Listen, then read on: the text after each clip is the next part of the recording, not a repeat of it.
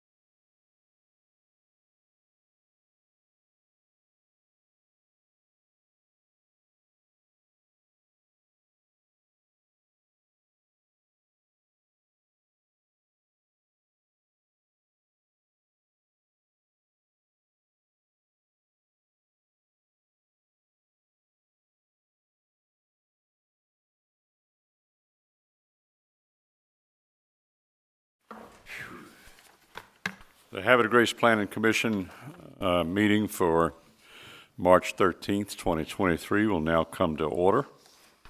I will start by calling the roll. Mr. Ed Garono, Here?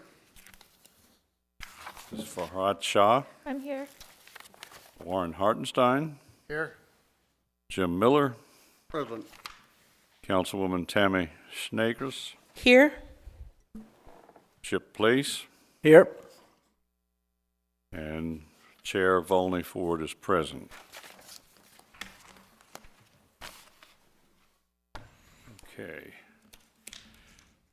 To my knowledge, the mayor has not yet appointed the eighth, There's no alternate at this time. I'm sorry? No alternate member has been appointed at Okay. this time. All right. But we have a full house, so we're in good shape. The first item on our agenda, by the way, we have a quorum. The first item on our agenda is to nominate and vote for a new chairperson to replace Harry Miller, who departed the commission. Vice Chair. And do I hear a motion or for anybody? I'll nominate Ed. Verono, Garono? yes. I'll second. All right, are there any other nominations for vice chair? Hearing none, we have a nomination and a second. All in favor, please raise your hand. Okay, it's unanimous. Congratulations, welcome, Mr. Chairperson. Thank you. Vice Chairperson. Vice Chair, Yeah, yes. I'm sorry. Yeah.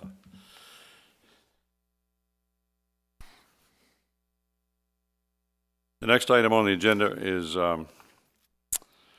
brought by Bully Rock Investments LLC, and that's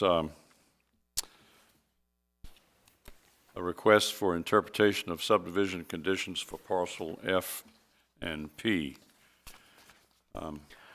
Mr. Chairman, Yes. as some folks here know, I happen to also serve as vice chair of the Bully Rock Building and Grounds Committee. Our committee actually discussed this item in detail on Wednesday. And given the nature of those discussions and the potential that there might be further discussions down the road, I don't know, I will recuse myself from hearing this matter tonight. Thank you, Mr. Blaze. Jim, would you like to get into the meat of this case? Yes. So we're dealing with 3 parcels at Bully Rock that are all concerning subdivision conditions, dealing with tot lots, pavilions, or other amenities to provide open space and recreation for this, let's say, new makeup of the community in Bully Rock. So, as everyone knows, Bully Rock was originally a planned adult community, and as more people are moving in, the demographics of Bully Rock have changed. And so when this body in the past few years has approved of parcels, they've recognized that and said, you know, there needs to be amenities for the changing demographic in Bully Rock. So I had received an agreement between the Bully Rock Community Association and the developers at Bully Rock to provide amenities at a centralized location, to add amenities at a centralized location, and not to put amenities directly on the parcels that were being discussed. So there's parcel F and parcel P, parcel F, parcel P, and parcel W. So when I looked back through the approvals for those 3 parcels, there was some differing language. So for F and P, it said the developer shall provide amenities such as tot lots, trails, or other active amenities to serve the future residents of parcel F. But when I looked at parcel W, let me find the language.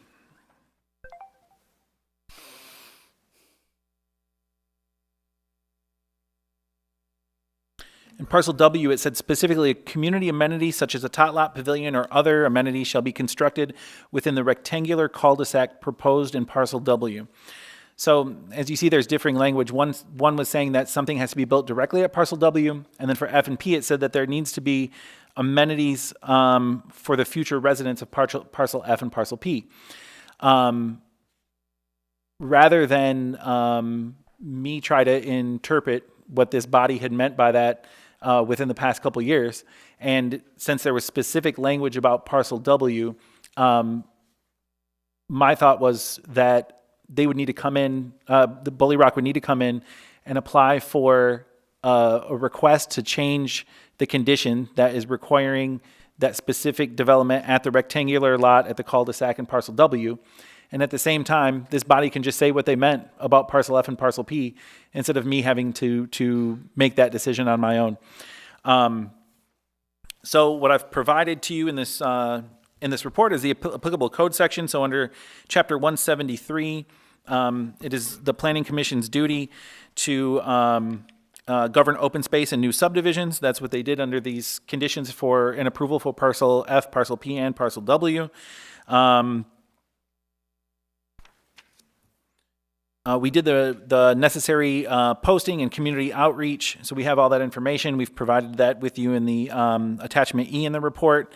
And the department at this time doesn't have any recommendation about this because this was something that was just heard recently. So we didn't have any specific recommendation because we didn't want to make a recommendation away from what this body had already made in the recent past.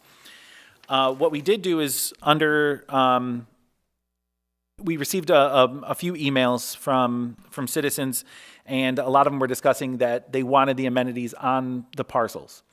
So what we did is we provided an attachment A location map, and it shows the 3 different parcels in question and the distance from the playground where they're wanting to add the amenities instead of the tot lots or the amenities on the parcel, the addition of the centralized playground. So this is just a note that in parcel W, where it was specifically required that amenities be provided on site, that's about 3,089 feet from the centralized playground by the flight of a bird. Parcel P and parcel F, which had language that could be open for interpretation, are actually further away than parcel W. From a planning perspective, there's generally a rule that people will walk 15 minutes to something. So that's just something to keep in mind as you're looking forward with this, looking through this. In attachment B, I have the Bully Rock and HOA agreement. The only reason I really added that is because under the conditions for F and P, let me just find that language again.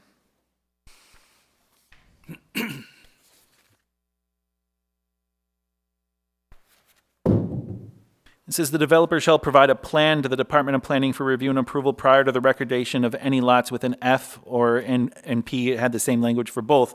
So I saw that this HOA agreement and the plan to have those amenities at centralized playground, that this agreement was the plan that was provided to us for review and approval. So that was an attachment B for your review. Attachment C and D are the approval letters for F, P, and W. And again, attachment E were letters from citizens discussing when we posted out there and we sent out letters, what they wanted to happen. All of those letters, none of them were in support of not having the amenities on the parcels themselves. They were all stated that they didn't want those to be, I think deleted was the word that they had the residents had used in most of the emails, but everyone in those responses wanted to see the amenities on site at each of those parcels. Then today, I provided you all with 2 more emails that are in the same. They have the same focus, just saying that they didn't want the condition removed to allow the centralized playground to have the increased amenities, that they want everything on site. And then we received a 3rd email today from Mr. Jeff West with the Bully Rock Community Association. On the 2nd page of that, or I think it's printed front and back, so on the back of that, you have a concept plan from Ewing Cole for Red Barn Playground. And this would be the development of the centralized playground and what their plan would be. Mr. West is here tonight, and he can discuss this more in detail with all of you. So that's it from the planning department. Again, we don't have a recommendation since this was something that this body had discussed in the recent past. We're mostly just providing information to you about the situation for recollection. And Mr. Holwick and Mr. West are here. They can discuss it further, and we're here to help with any information that you would need further to make a decision on this. Thank you, Jim. You're welcome. So as I understand it, there are really three interests involved here besides the city itself and the planning commission. One interest are the people that live down in those neighborhoods that have children that want to play in a tot lot. And a second interest would be the association and the association's central playground. And the third interest would be the developer. Mm-hmm. Is that right? I would even say it's like maybe a little bit more, I don't know if interesting is the word, but parcel F, P, and W actually haven't been developed yet. And P is the only one that's waiting to record. So Mr. Holwick can discuss this more, but I'm not sure that how many people actually own properties at these parcels at this time. So I think a lot of these letters are from residents that live in the Bully Rock subdivision, but don't live in any of these parcels. But my point is that there are three basic You're right. Yeah. interests. You're right. Well, no matter what stage of development we're in, we've got the Bully Rock Investments LLC, Mm-hmm. and then we've got the association, and then we got the folks. You're right. Right. That's correct. And am I correct in understanding that the association and Bully Rock Investments kind of want to do the same thing? It's my understanding, Mr. Holwick and Mr. West can discuss this more, but it's my understanding that the Bully Rock Community Association, and I'm not exactly sure of what the makeup of residents in the area is of that. Mr. West is here to discuss that more, but they agreed to the to what you see in attachment B. That was an agreement between the developer and the association. And that agreement, did it apply to all three parcels, W, F, and P? It did, but it was an error. It said that that there was identical language on F, P, and W, and it wasn't. Again, F and P said that there need to be amenities available for the residents and that they needed to bring a plan in for the department. Parcel W said specifically that something needed to be built in that rectangular lot in W. Okay. Fellow commissioners, do any of you have any questions of Tim? I'll start off. I took a ride up through Bully Rock today. Looking at the aerial photo that had the W, P, and F lots with the little arrows, two of them are on the other side of Gashie Creek, and Zachman Way is not opened up yet. And there is a playground by the Red Barn already, a small one plus some areas. The other thing is, I don't know when this was put in that they had to have a tot lot on every one of these subdivisions up there. It wasn't something that was done when this was originally conceived, and I don't remember ever voting on it when I was on the planning commission, so I'm thinking it was done without my input. But I grew up in Havre in the historic section of town, and when I was a kid, we could go to Tidings Park, we could go to the Havre Elementary School, or we could go to St. Patrick's Catholic School, and that was the only playgrounds we had here. And this one here, you know, shows that one of them is 5,243 feet. That's on a parcel F.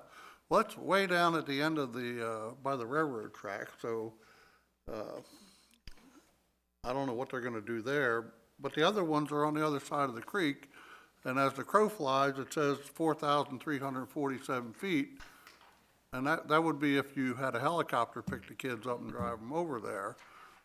Going out onto Chapel Road through the roundabout and back up to Blenheim Farm Lane makes it a whole lot bigger.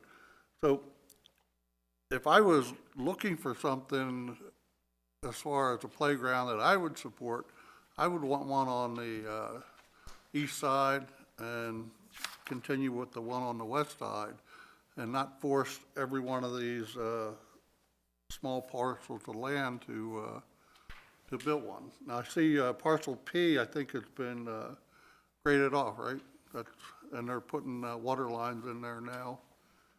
And I don't know. I think the developer and the people that live up there need to get together and decide where they want to put these things, and come back to us and say, this is what we decided on, and we'll say, we'll let you can have that. Thank you. Anybody else? It seems to me that the developer and the HOA have already come to agreement. Is that not correct, or? Yeah, to Mr. Miller's end, I think that's, Mr. Holwick will speak to that more, but Mr. Holwick and Mr. West will speak to that more. But I think that is the agreement that's in attachment B. The goal of that was their agreement of where these facilities would go. Just to circle back in parcel W, according to the conditions, you do specifically say where the Planning Commission said where they wanted that to go. In P and F, it's not as clear. But I take that as that the residents, the HOA represents the residents, and they have agreed to change what the plan says.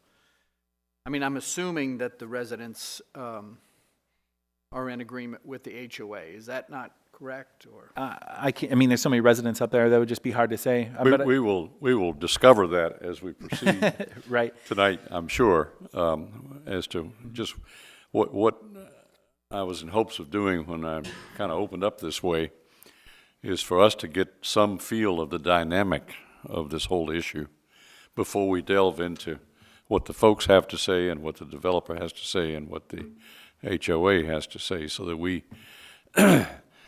can listen more thoughtfully, by knowing some of this stuff going in. Mm-hmm. It was, a lot of that we could glean from the papers that were provided us, but it's this is not a simple issue. It's not. I would. One question that sort of is gnawing at me is, on the one hand, we call these tot lots. On the other hand, we're calling these playgrounds for kids.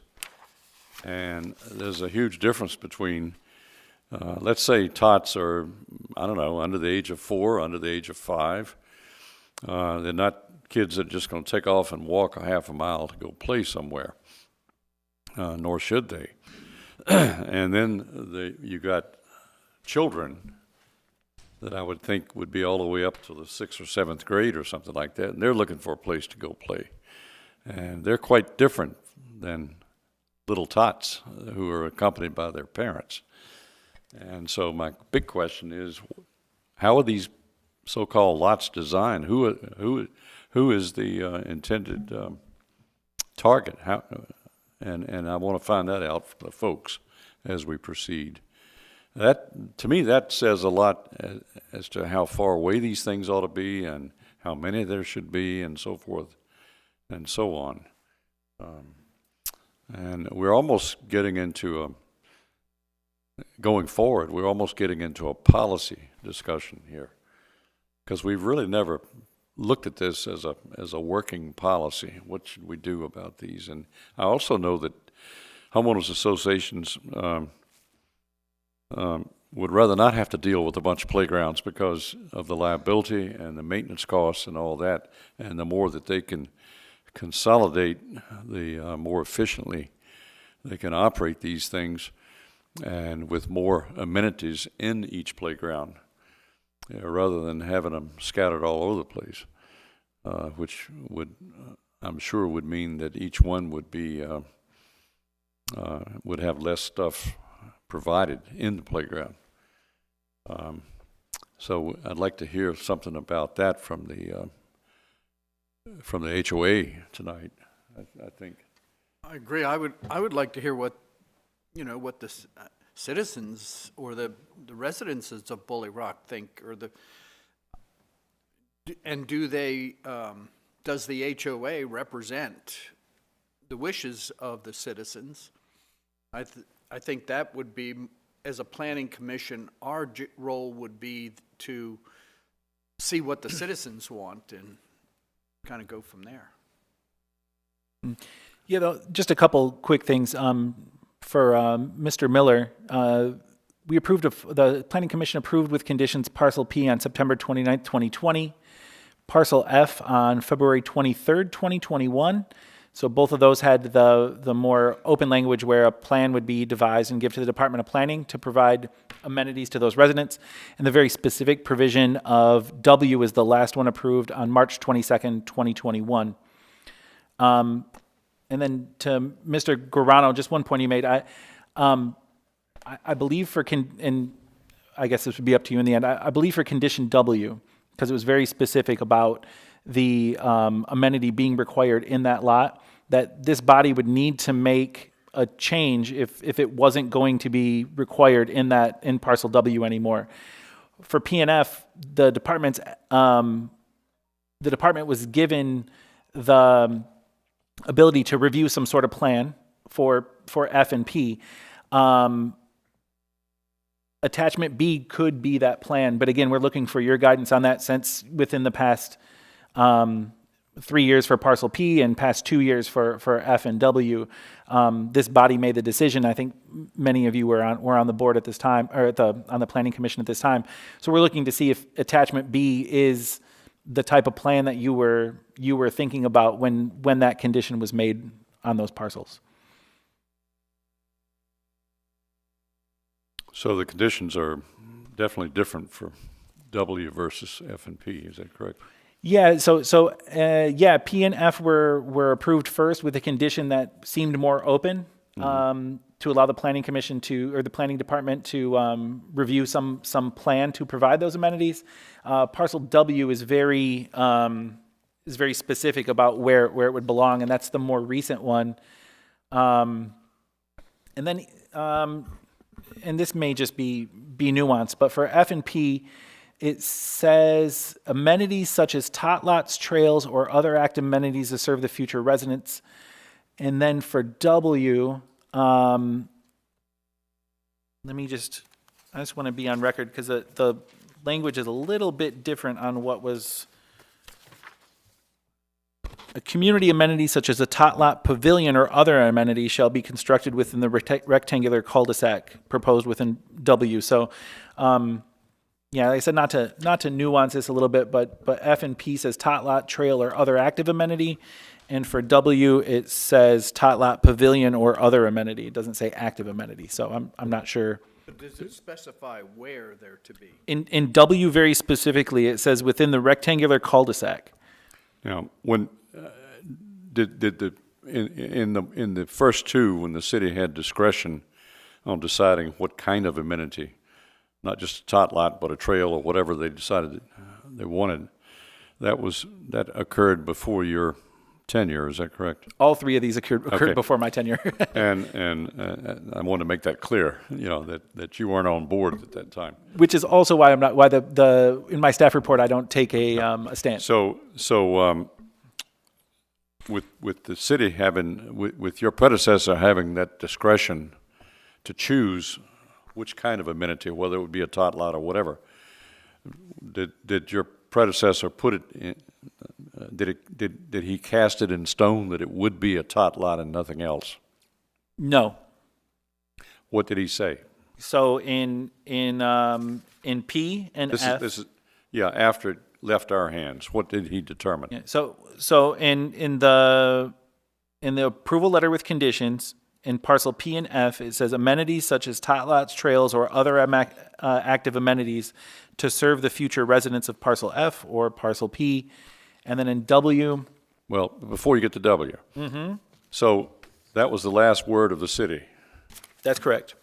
Okay, and so at what point did the the residents will say, of course they're citizens, at what point did the residents, was it presented to them that it was going to be a tot lot and nothing else? It would have been at the Planning Commission on those dates. So for parcel P, September 29th, 2020, would have been the hearing that was open to the public. And then in parcel F, the approval was February 23rd, 2021. So both of those were heard from this body, and that's where those conditions I would imagine came from. And then after that, the first time this would have been heard of would have been when the agreement you have in attachment B was presented to the members of the community at Bully Rock. Well, I think we're missing something here. Okay. The whole time this thing moved through the Planning Commission approval process, it was wide open. It was a choice of a minute. You know, it could be this or that or the other. And that was the last word that we had to say about it. Mm-hmm. We left it up to the department to determine what type of amenity they wanted to provide. Right. And what you were just telling me, I believe, was the department didn't take it any, they didn't make it any more specific at the time. Right. Yeah. What I read you is the last information that we have. Okay. So essentially, it's still a wide open matter as to what kind of amenity, recreational amenity, is going to be provided in those parcels. I think the Planning Commission has the opportunity to clarify what they meant by that condition. In other words, what you're really saying is we should decide tonight what's it going to be, a trail or a tot lot or what? That's correct. Is that what you're saying? That would be helpful. You could get as specific as you want. It could be, you know, whether the amenities have to be located there, just what your intention was by that condition. That's fair enough. If you want that to circle back to us, that's fair enough. But what I'm concerned about is at what point did these residents in those two, or do we even have residents in those two parcels yet? No, that's what I'm saying. Haven't been built. They haven't. None of them have been recorded. Okay, so we're not stepping on any residents' toes.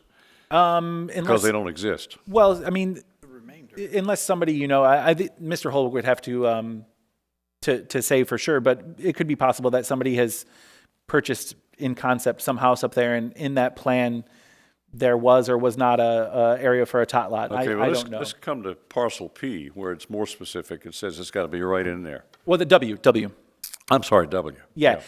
I'm not sure if anything's been sold up there or not, but I know nothing's been recorded. So all these letters and things from the residents are residents of other parcels. It's my understanding. That would be my understanding. And I take it that those residents of other parcels do not have their own tot lots other than the central facilities. I don't believe so. Is that correct?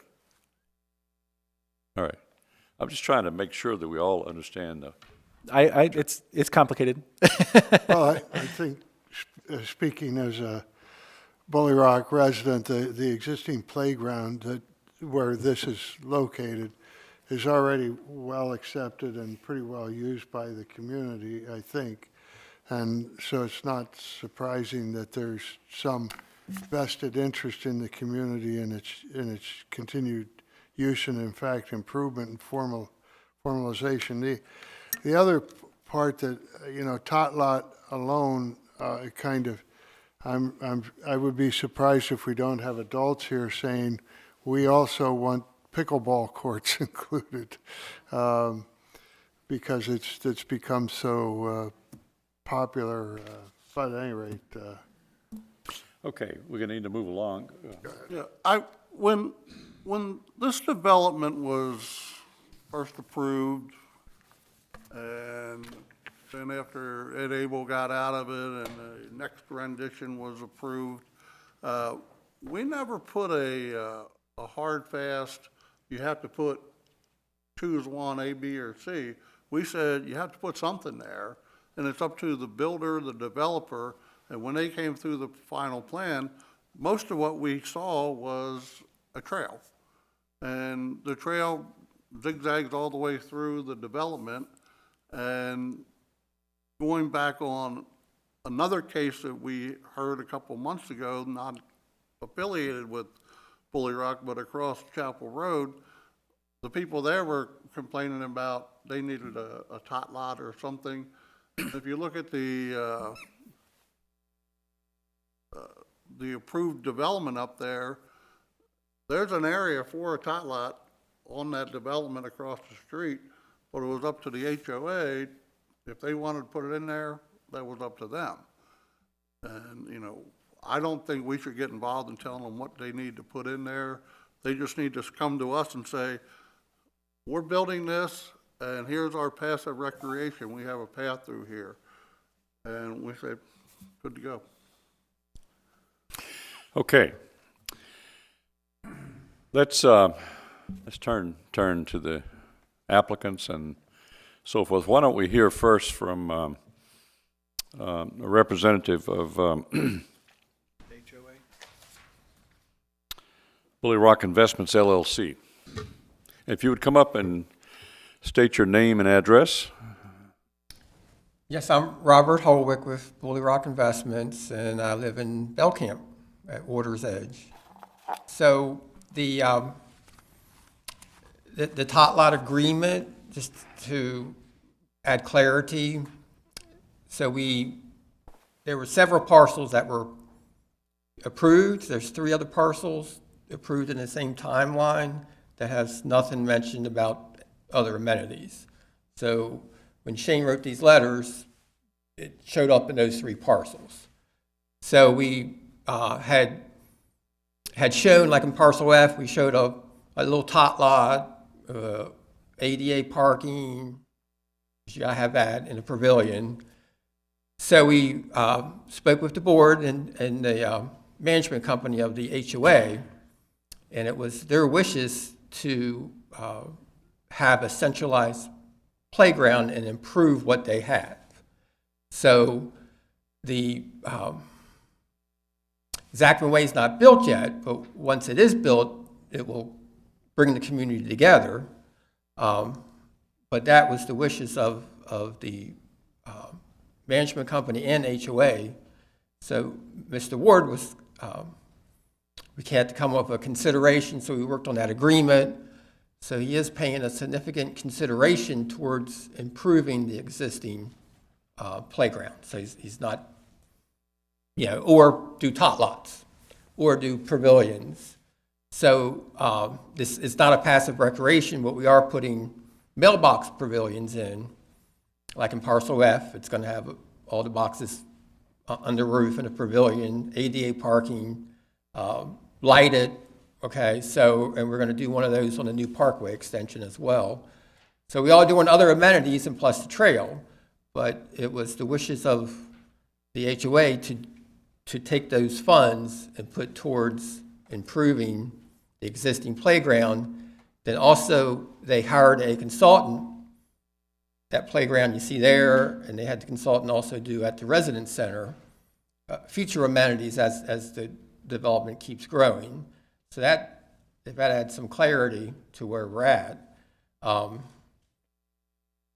So just for parcel W, I think that night, you know, it's all going on, but in parcel W, there are villas.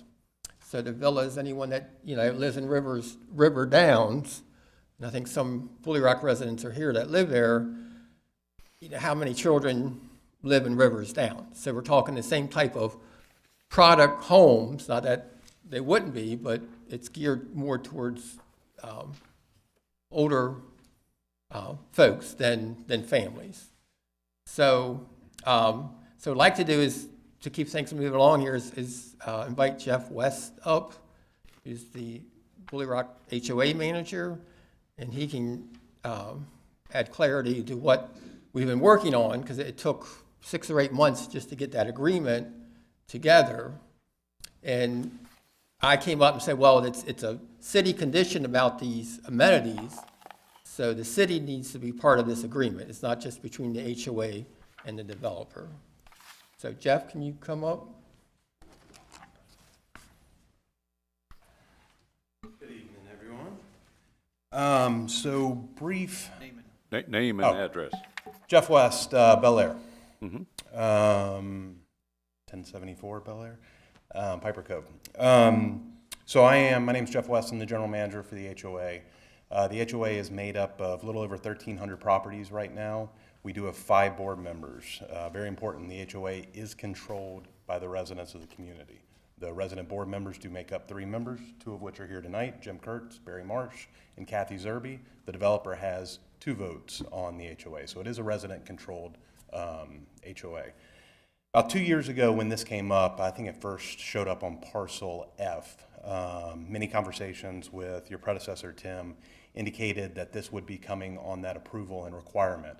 You know, the HOA had initial concerns that distant, small, individual tot lots, the potential liability, the potential maintenance cost, and it began a conversation within committee and within our resident board of directors.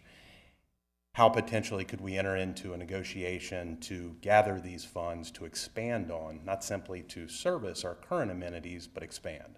The plan you have in front of you will more than double our current playground area.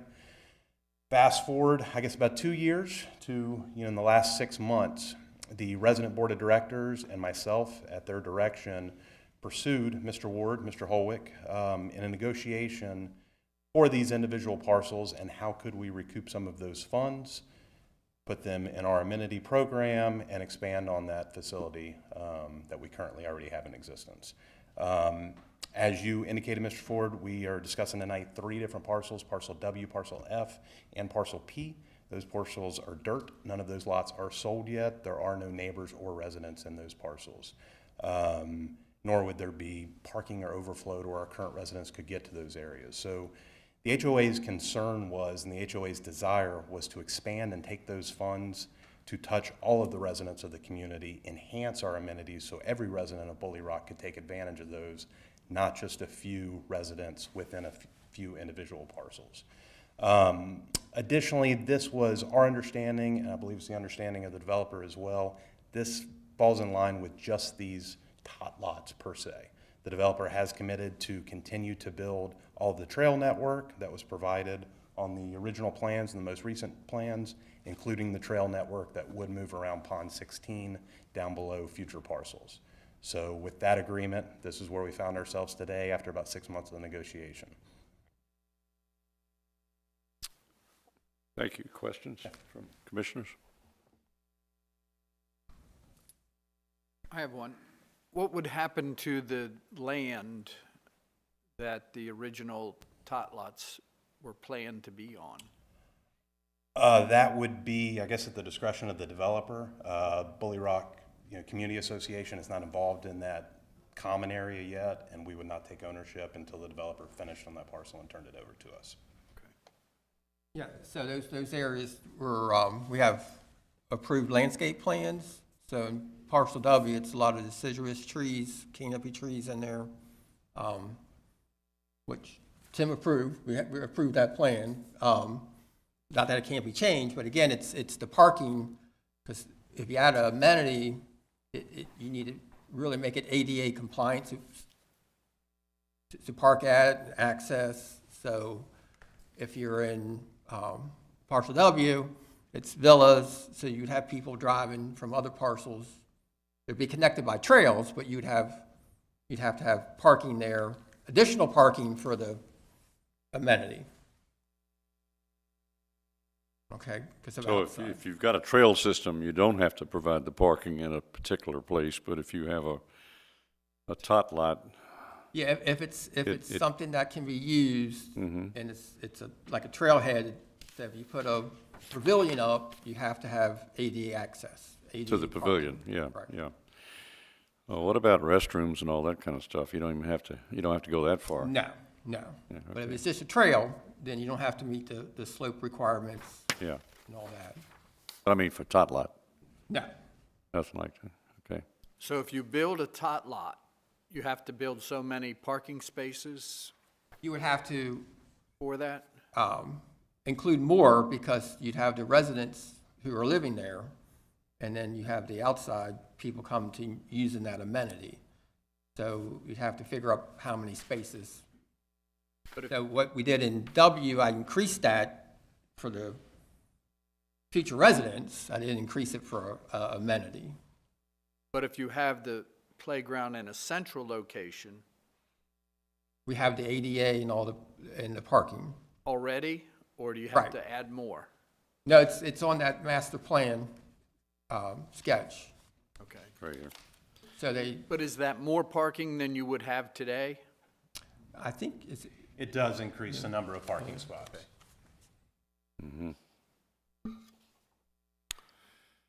that plan just got, I don't think they're, Can, got released can today. either of you shed any light on what the target age group of these tot lots would be?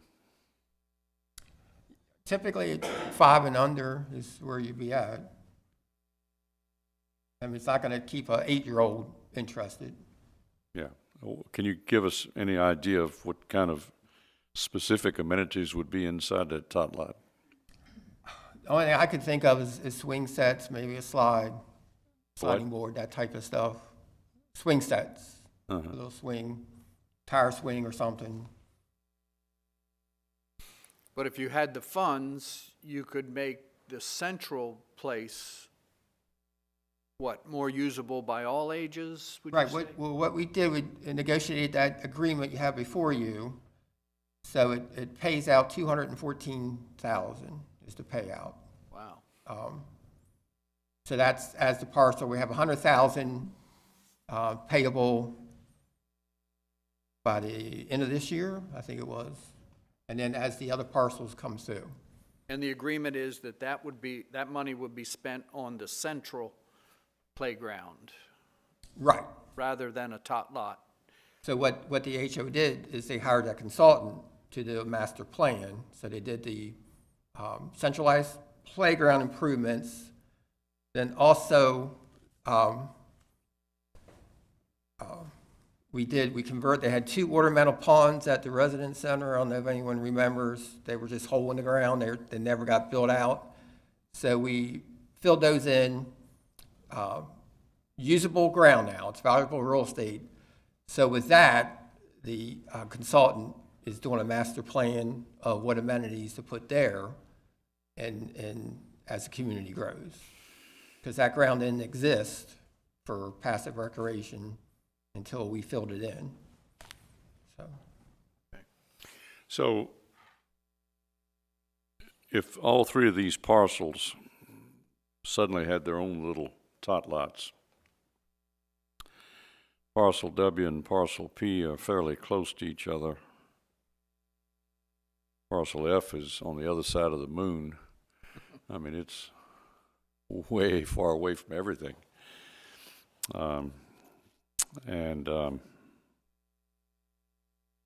So all these other parcels that already exist and all these homes that already exist, I take it they don't have any kind of tot lot that's specific to any one of their individual parcels. That what we really are dealing with is one central playground today. Is that correct? Correct. We just have the one current playground, which is actually slated to be replaced and upgraded. Our reserve study called for that money last year. Okay. We do have that money set aside. And the reason the HOA got involved in this, with our expanding demographic, our expanding community as a whole, this future tot lot would have been at the discretion of the developer and this committee. This gave the opportunity for the residents of our community to become involved in that process, be more involved in what is actually built in that expanded facility, just like they will for the other amenities. And that was kind of how this started. Do either of you have any idea of how somehow folks were promised that they would have a tot lot in these 3 parcels when nobody's bought in those 3 parcels yet?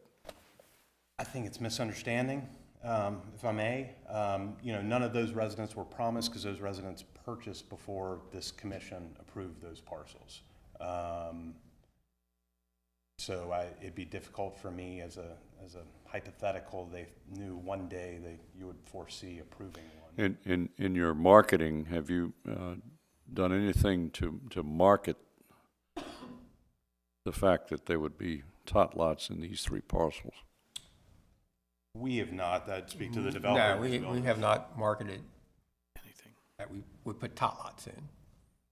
Okay. So I believe. It doesn't appear anywhere in your brochures or anything. I don't think any of the builders have done that, no. So I think what happens, Tim's predecessor, Shane, he was like, things are changing there, he's seeing families coming in, and we're seeing that too.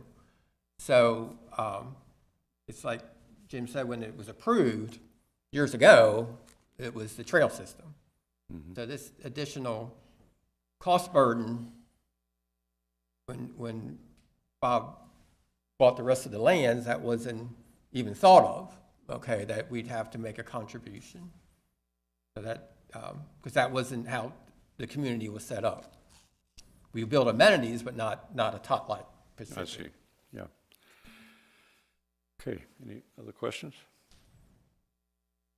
No? Thank you. Yeah, the only other thing from the community, Yep. we would ask that this does relate to the tot lot. The developer's indicated his intention to still commit to the trail network and, you know, including Pond 16 and the other Understand. networks of trails. And we just want to make sure that the city, you know, ensures that still takes place. Okay, thank you. Thank you. I think at this point, we'd like to hear from someone from the association. I believe you said there were two folks here, the association board? I do have two board members. Two board members. If we could hear from you, please. Name and address, please. My name's Jim Kurtz. I'm at 219 Affirm Drive. I'd like to echo a lot of what Jeff and Robert just said. I mean, if this is that, did you have questions specifically or just want me to? Well, I wanted you to introduce yourself and state what you just stated. You know, if there's any part of your position that differs from what they just presented to us. No, I'm 100%. We're 100%. The board's 100% together on this. So again, we're looking at the best use of resources. Okay. Okay, we have limited real estate and we have limited funds. So we're always looking for ways to make the most with what we have. And it was and the analysis we've done, we've looked at it and said, well, we have a really good playground, let's just make it a lot better. So let's pool our resources, financial resources especially, and just expand that over there. So if you were to see that playground today, it's really small, but the space that's usable is much larger. So this would allow that to grow over time. I mean, there'd be, not over time, but in its scope, okay? Not just swing sets and seesaws, but I'm thinking the tunnels, the ropes, the climbing gear, and all that kind of stuff. The fancy, high-end, you know, super duper playground. Have you had input from residents that reside there now in all of Bully Rock? Have you had input from them as to, specifically as to tot lots and the need for them in locations other than your central location? Oh, in locations other than the central? The one, you know, not heavily distributed, the most common feedback we would get is, why can't we have one on our side? Okay, because if you guys are familiar with Bully Rock, there's two sides to it, okay? So the current playground is on, we like to say, the golf course side, and there's nothing on the resident center side. So that would be a common type of feedback. But again, given the limited real estate, that's a hard problem to solve. Until the road is built to connect them, correct? Well, I mean, if you were to try to build a second playground, there's not a lot of space Well, over there's there. going to be a connecting road eventually. There is, and that would solve the problem. That would make it easier to have a consolidated central location. Yes. But to your question, the biggest question we would get, or the biggest comment or feedback, is when will there be one on the other side? And again, we have a planner come in to help us analyze our real estate and see what type of items would fit and where they would fit. And at this time, it's difficult to fit a second playground on the other side. The building of the road would definitely solve or ease that situation. Did I answer your question? Yes. So you're basically saying there's no available land on the other side at this stage of the Bully Rock, was that east? Bully Rock, we call it that, or the? Yeah, the other side, Yeah, the other side. Yeah, correct. That's what I'm saying. There's just no land left Right, to dedicate to something like, right. Some of the, I think Robert was saying that some of the real estate that was solved by filling in a couple of ponds became available to us, and that is under consideration for expansion of other amenities, but not for a second playground. That doesn't fit there. But to answer your question, yeah, there's no place else to build one. To me, the question for the residents is, would you rather have one elaborate central playground or numerous scattered, smaller in scope playgrounds? And we're going to hear from the residents in a moment. Right. Is that fair? I would say yes, it's fair if but again, the residents you really want to hear from on that are the people that have yet to buy a house, right? Correct. Okay, any All right. questions? Hey, what is your playground budget?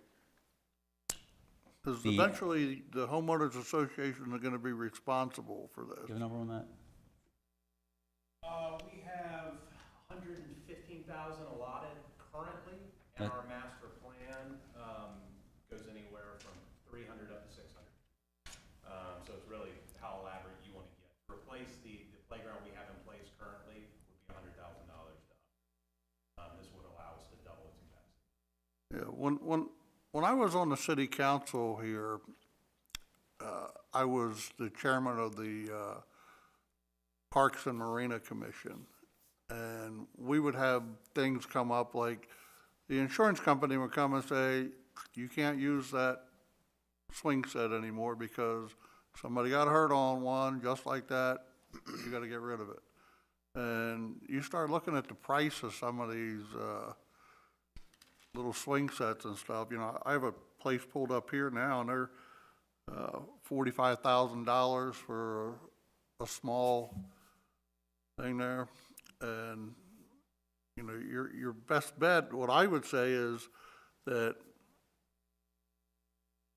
your homeowners association is kind of like the mayor and city council of the city. The city approves what you can do on your property, but then there's another layer of government there called the homeowners association that they have the right to approve what can go on that property.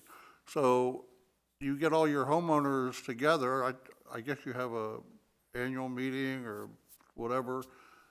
I know you have an email chain, you could send out a questionnaire and say, what do you want? Because I think our job was to say, when you build this, you gotta include something. And we included some recommendations, tot lots, trails, or some other passive or active recreation. And when the development was approved, those parcels were done. We didn't come down and say, except for this last parcel W saying you had to put a tot lot in this rectangle. The rest of it was whatever the developer wanted to put in there. Horseshoe court, tennis court. Now the big popular thing is pickleball. Yeah. So, okay. But to your point, I mean, I must tell you, we do surveys. We do quarterly surveys, and we have been asking for feedback on amenities. And then when we hired the outside consultant, they did their own survey. And improvement of that playground came back at I don't have the numbers off the top of my head, within the top 5. Okay, so we do know that needs to be improved. Okay. Any other questions? Yeah, does the tot lot intrude at all on the forever, on the home, the private property there? It seems to me that the lot, the You playground. mean the Victoria Mansion? Right, I don't believe it encroaches in any way. yeah. I think we were actually trying to find a way to help them out a little bit. I think we have a design that actually puts some sort of, some buffer in there, don't we? To help buffer them so they don't have to, and we were also thinking of moving some of the current swing set and stuff over a little bit so we can keep them somewhat separated, but I don't think there's any encroachment. So the parking lot that now sits would cross over A and D, would be turned to be adjacent to Zachman Way? Exactly, yes. Okay. With the entrance being down the Zachman Way a little bit so it wouldn't come up too far on the circle. Yep. Anybody else? Thank you, sir. Welcome. At this time, Anyone else? Anyone else wish to speak? also go to the citizens. Okay. Any residents like to address the issue for the Planning Commission? If you would just come up and give us your name and address. Hi, I'm Jody Callahan. I live at 425 Bostonian Way. And first of all, Chip, I have to apologize to you because I feel like I've been asleep at the wheel and not paying attention to what's happening in Bully Rock. I've been so busy with work. But I live on my street, right, like tees right into where the Victorian is. And my concern about expanding into a centralized playground in the existing area where the tot lot is now, and doing things like adding lighted playground facility and that sort of thing, I just want to go on the record for saying I do not want that. I am not interested in having that so close to my home. The thing is, if you light it, you're not going to just have 4- and 5-year-olds whose parents are taking them there, or elementary school kids who are riding their bike to get there. If you put lights on it, you're going to end up with teenagers, and then we're going to end up with problems in Bully Rock that we don't currently have. So I just want to go on the record for saying that I would be in favor of smaller lots that are dispersed throughout the community rather than one large centralized facility. Okay? Thank you. Okay, thanks. Anyone else? How many residents are left? Always like being first or last. 1 and 2. How good is that? My name is Mike Shapinik. I live at 519 Silver Charm, which is in River Downs. And you're right, that particular community has no tot lot in it now and probably doesn't have the room for one. Actually, we've lost an amenity, but I'll save that for a later date. We should be getting details of the cost of these amenities. I've been in the development business and construction business of multifamily housing for over 40 years. Devil's in the details. How much is it? What is it? This gentleman right here pointed out that a safe swing set is $45,000 or $50,000. It's not 2 ropes tied to a tree with a old tire on it.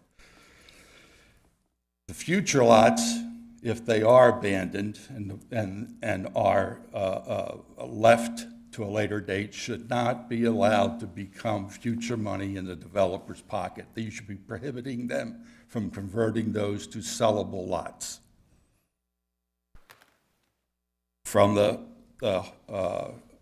holes in the front, the 2 stormwater management ponds that were filled in 2 holes in the front, thank you very much for doing that. However, they didn't have to haul all that dirt off site. So this benevolent stuff is, you're getting a one-sided view. The posting of the notices, the zoning notices. I saw 2 signs on Bully Rock. Nothing at the main entrance, nothing on the other side saying these zoning notices. Did somebody sign an affidavit that said we were properly signed for zoning notice? Or we just take somebody at their word? We posted 4 to 5 signs throughout the subdivision. Our code requires, let me read this specifically. Per section 2527A2 of the City Code, the Department of Planning located we posted 4 locations within the Bully Rock community for the notice of this hearing. Department also sent out a total of 41 certified letters to the applicant, homeowners association, and contiguous property owners per the requirements of 25-27A3. To date, the department has received 6 emails concerning this matter. This doesn't include the 2 others I added to the record today. So that'd be 8 total, and those are all in attachment E. Who picked the locations? The Department of Planning picked the locations. Did a poor job, I'm sorry. They should have been at the main gate on both areas. And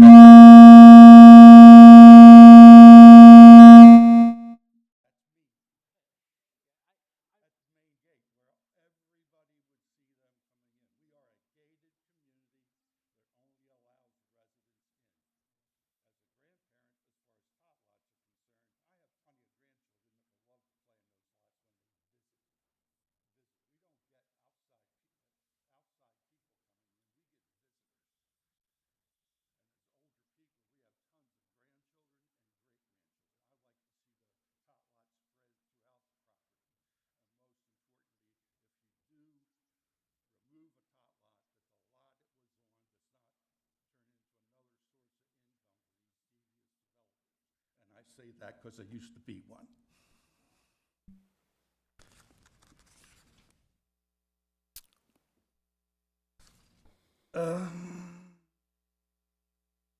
I think that'll do it for today. Although I think whatever decision you make needs to be continued until we have much more detailed information, especially monetarily. Developers don't make decisions on their philanthropic nature. They make it about money. Follow the money.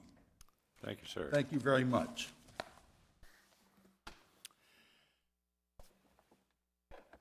Would anyone else like to speak to the commission? Yes, sir. Good evening. I'm Derek Bryant. I reside at 205 Spectacular Beard Drive in Havre, Grace, and Bully Rock. I'd just like to say that, kids, I think we all have to put ourselves in a position to realize once upon a time we were kids. And I know the community there once upon a time was a quote-unquote retirement community, but demographics are changing. I just think we just do need to be considerate of kids. Kids do need mental health breaks, to be outside. You're talking grandkids, we're talking kids, even teenagers. In today's time, people are, more constrained, with video games and things of that nature. So for me, I'd like to see, I have a 6-year-old, believe it or not. She's going to be around quite some time, but for the record, I just think if kids have, idle time and nothing to do, they'll find a way to have trouble. And, playgrounds and amenities, I think, will benefit them. So do you prefer the central one or this dispersed in the parcels? I would like to see the centralized approach. If the trail's going to be built from one side to the other, and then we probably would still need to continue to increase or develop the current park that I'd live on the side where the golf course is, where we have the small playground. But if there were a central place where you didn't have to have, parking spaces or whatnot between one place and the other, I think it would be beneficial. But I'm just one person. Thank you. Thank you, sir. Anyone else?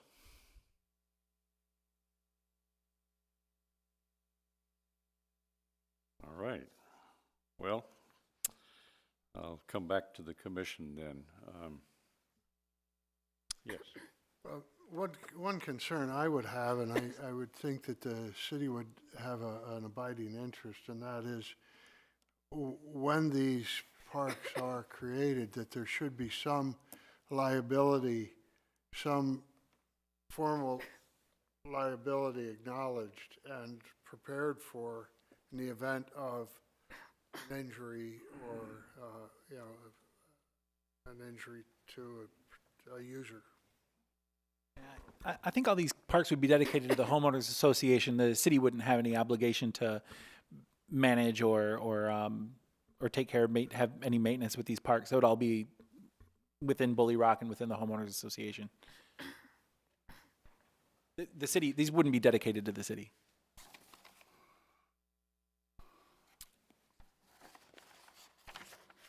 I guess nonetheless, Tim, from my point of view, to be responsible citizens, we should, I think, say to the HOA, if this is the proposal that you're endorsing, are you willing to provide liability coverage? And I think that I would be interested in hearing that from the HOA. If I may, we do have that in place, and we would be required to continue to provide liability. Okay. We're willing to defer that. No. No, I meant as a matter of policy, not as a matter of assumption of the responsibility. Yes, sir, Thank absolutely. All common area within the property. you. Okay.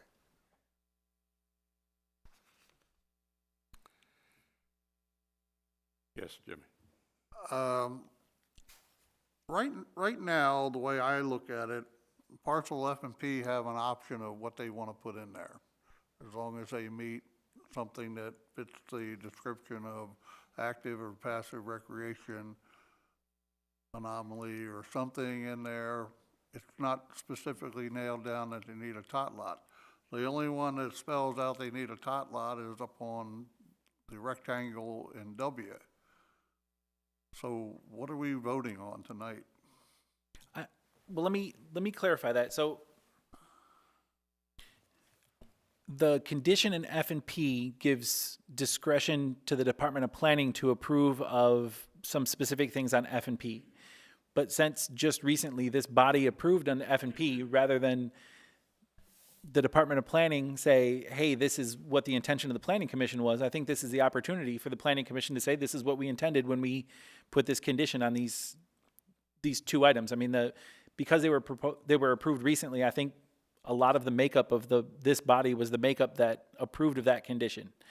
And one more clarification on W, it isn't just a tot lot that would be allowed. The language was pretty specific. Let me just find it really quick.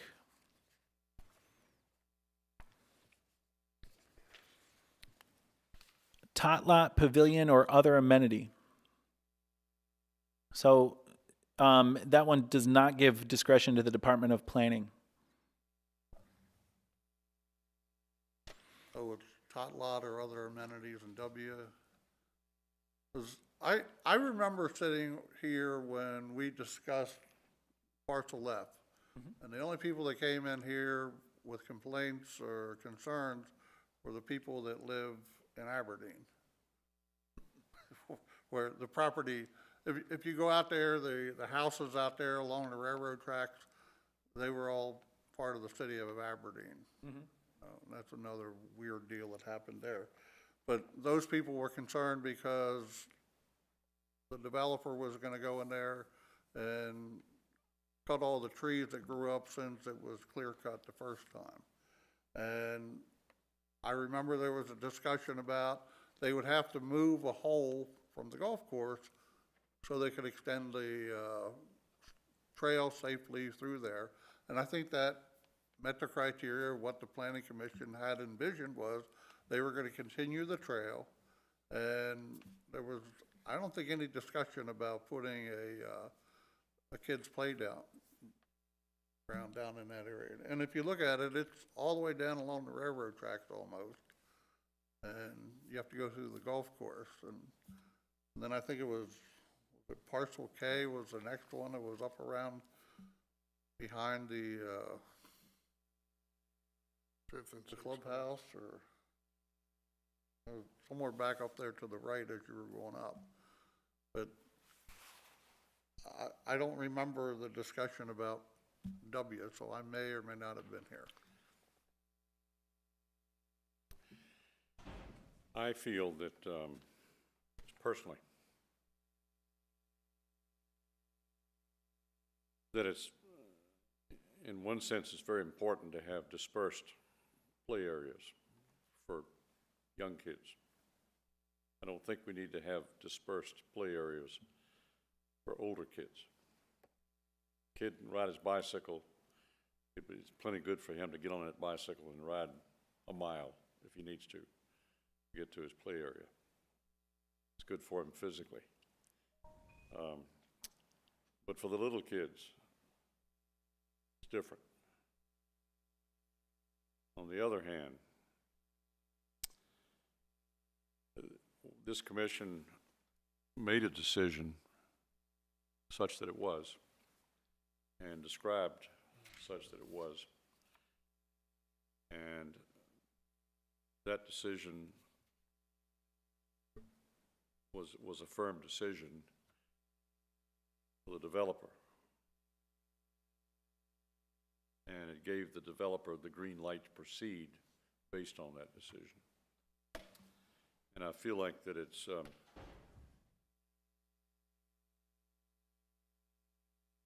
totally improper for us to go back and say, wait a minute, we don't like the decision we made. we want to make a new decision. I think it's absolutely improper, and if this was a more expensive situation, we could end up in a little bit of legal jeopardy for trying to go back and change something that we have already decided and transmitted to the developers. So I'm looking at it from a legal standpoint. Now, I'm sure this is would not end up or devolve into the world's biggest lawsuit over a simple tot lot, but the principle's the same as far as I'm concerned. I think also that when it comes to W, parcel W, see that please, that it is true that we didn't specifically say that it was the department that had to decide what amenity went in there, but it was certainly implied, because who else would make that decision once it left this commission? And I think if we were to vote on anything tonight, it would be to sharpen that, make it more clear that it is the department's decision to decide what amenity goes in there. And I would like to entertain a motion to that effect right now. Could I say something? Yes. It seems to me that as the Planning Commission, our responsibility is to the citizens or the residents. And this is a point at which it seems to me that now the residences that live in Bully Rock are at the table to make a decision about this through the HOA and their representatives, which they elect and are accountable to. So to me, that carries the weight that should go into our decision to make what the citizens or the residences wish for this situation. I have a question. I've still got that point of entertaining a motion to clarify that particular piece of language. Nevertheless, how many more parcels are due to come before us in the future? I'm not sure. I would have to look. Roughly. I believe 5, 6. Is it more than that? We have all our parcels before the board. There's one parcel left on the golf course that's done by the golf course. But all our parcels have been before the board in preliminary approval. Okay. I have, in the information I have, there's a phase 4 that has, that I don't believe, there's some in there that haven't been seen in front of the Planning Commission, but I could be wrong on that. That would be parcel G. So you're saying that the Planning Commission has approved every bit of the Bully Rock development, both sides, except for one remaining parcel? Which we don't own, correct? Is that correct? Right. We don't own that parcel, the golf course owns it. The golf course owns it. Mm-hmm. I got one question. These 4 parcels that we sat down and approved, F and P, they were kind of a generic concept plan. Do we get a final crack at that plan once it's all drawn out? No, you guys look at the preliminary subdivision plans, and those show all the lots and measurements and all that stuff. The department provides a staff report, and once those conditions are met, they provide a final plat that gets circulated through the different departments and to Mr. Ford. And if all those conditions were met for all the departments, we sign off on it. Okay, so we're done as far as approving the thing. It just needs the president of the Planning Commission to sign off on the final one. Unless there's a situation like this where a condition needs to be amended. Now, when When are these due back to us? It seems like it's been almost a year. Aren't they have to come back every year for? So for Q, QA, W, and X, just looking right in front of me, it says the preliminary plan shall be approved, shall be valid for 3 years. I'd have to look back through the subdivision code, but I think it's 3 years with the possibility of extensions. So the only way that we could have an effect on it is if it comes back for an extension. I'm not sure you could change conditions if they're coming back and asking for an extension. I don't know that that opens the door for this body to change anything. You would just be extending the timeline. You could deny that and then make them reapply, I suppose. Yeah. See, that's what I'm so worried about. I just feel like that there's, from a legal standpoint, that we don't have the grounds to change anything about this. I would say that I agree with you. I don't think you can change anything, but I think you could provide an interpretation of what you meant for parcels F and P. Or unless all parties agree. Well, if we gave the department the clear discretion to decide on these amenities, would the department not then be in a position to make that decision? We would. We could make that decision. We were prepared to make that decision for F and P. The plan that they provided said that the language for F, P, and W were verbatim, and they weren't. So that's why we're here today. Yeah. Well, again, I go back to, I think we need to give the department a more clear discretion for parcel W, which I think that was an inadvertent oversight, frankly,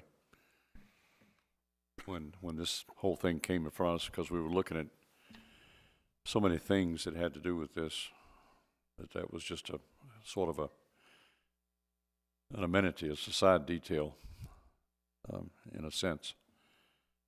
How do you feel about this, folks?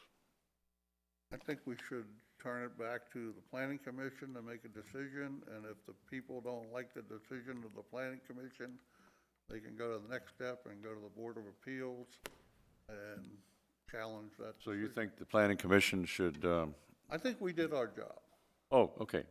and I think, You when already we think we did approved our it, job. based on the very loose language of provide an amenity, and there were some suggestions in there. The list was not all-inclusive. The developer met those criteria by saying, we're gonna put a trail through the system there. And, you go back to the Joe K days, when his big comment was, I want them open to the public so the public could come in there and utilize all this. And they was like, no, we're a private community, you can't do that, so. So I think as long as the developer, whoever it may be when this comes along, meets the criteria of having some type of amenity in there, they're good to go. As far as W, is that a condition of approval that they had to put a tot lot in there, or was that just a recommendation? The condition number 9 for Department of Planning that was approved by this board was a community amenity such as a tot lot, pavilion, or other amenity shall be constructed within a rectangular cul-de-sac proposed within parcel W. That's clear. So it's not necessarily a tot lot, it's an amenity of some sort. That's correct. Well, I think your ball's in your court. It could be, but I would just disagree because in F and P, it specifically said that a plan would be provided to the Department of Planning. This was the last of the 3 parcels that we're talking about today that was approved. So for some reason, and it could be an oversight, there could have been a reason behind it, but we went from the Department of Planning having discretion to a specific amenity being constructed in W. And if today the planning commission wants to change that because it was an oversight or they think that's what's best, that's fine, but that's the situation. That's the information that I have. Well, yes. I would just like to say, in parcel W, when the language is such as, that's offering an opportunity to have an example, not necessarily specific tot lot. So does that offer a choice for the builder and the communities to come together, the HOA, and to make a decision rather than it being worded specifically as an F and P? Yeah, I would agree in FP and W, what is actually constructed is flexible, but for W, where that amenity is located does not appear to be flexible. So what actually goes there? Yeah, I mean we could discuss whether it's a tot lot, a pavilion, the trails, whether it should be passive or active. I mean, those are all flexible considerations, but as of now, what's allowed in parcel W is states that the amenity must be built in the rectangular cul-de-sac. I think it's going to have to probably stay that way. I think what we're going to have to see is the association and the developer can divert money from parcel P and up parcel F to the central playground, but they should not be allowed to divert money from W to the central playground. That money should stay at W for whatever is decided to put there, because that was very specifically delineated. Would you all agree with that? I think that's up to the homeowners. No, but I mean, I'm just. That's us. Well, or would it be best for all that we make it consistent throughout the parcels, that they all read the same, and that perhaps W was, something that was either missed or misconstrued or. Yeah. But my point is that we can't go back and change the rules of the game at this point, because we've already given the developer the green light on it. I mean, he's got his approvals. But the developer's asking us to change it, basically, right? That's correct. Today's request was two. So one was the applicant's request to modify condition number 9 for parcel W, and then the other request was from the department for an interpretation on those two conditions for P and F. Mm-hmm. So who is the applicant here? The builder, the developer? I mean? Bully Rock LLC, yeah, Mr. Holbeck's group. Okay, because sometime in the future, when this whole place is all built out, all that open space belongs to the people that live there. The homeowners association, right? Right, and then they can come in here and they can ask permission to do anything they want to do on those vacant lots. Yes. So right now, the owner of that vacant lot is the developer, and so he's asking for an exemption from building a tot lot? Is that what we're working on here? They're asking that the amenity that it currently is required to be built in the rectangular cul-de-sac on parcel W be changed to allow a plan or language similar to what we have for the approval in P and F, and would allow them to utilize the plan that's in attachment B of this staff report, which is the contract that was negotiated between the homeowners association and the developer on putting those funds towards a centralized playground. So the HOA is in support of this. Right. So. And what becomes of the land where these tot lots were supposed to go? Any redevelopment over 2 lots would come back in front of the Planning Commission for subdivision. And as Mr. Holbeck had stated, in parcel W, the department has approved of a landscape plan, so it does show landscaping and open space in that area. I can't tell you exactly what that is off the top of my head, but it meets our landscape requirements. I believe it's currently open space still. So any changes to that would come back in front of this board. But it's not a buildable lot. It might be. I'm not sure. I would have to look. It could be, but they would have to apply for subdivision changes in that sense. So they would have to come back in front of all of you. So these lots are all part of the open space of the approved development, the whole place.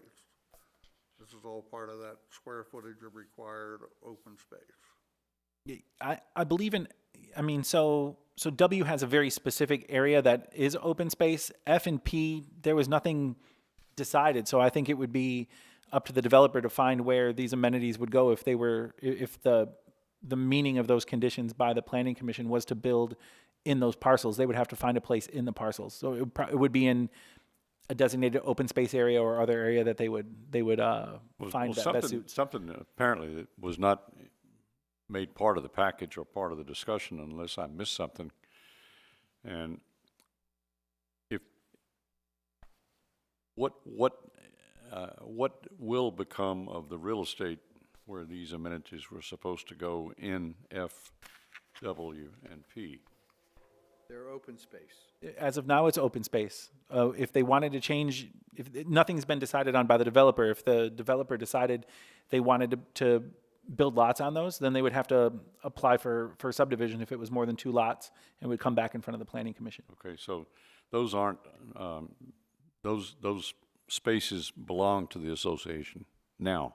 They will be once they're dedicated, once they will everything's be. developed. Yeah. That's my understanding. Okay. We couldn't approve of any changes to any open space areas without coming back to the planning commission. So Tim, the dilemma is, excuse me, just for my thick head. No, it's okay.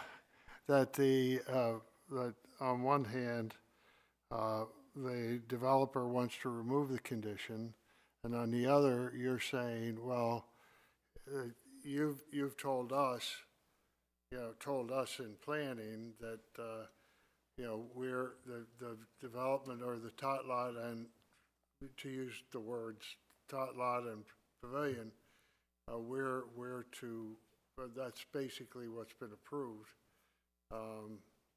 And you're saying, well, we've got to clarify that because we've got to make a decision on the request to remove the tot lot as a requirement of W.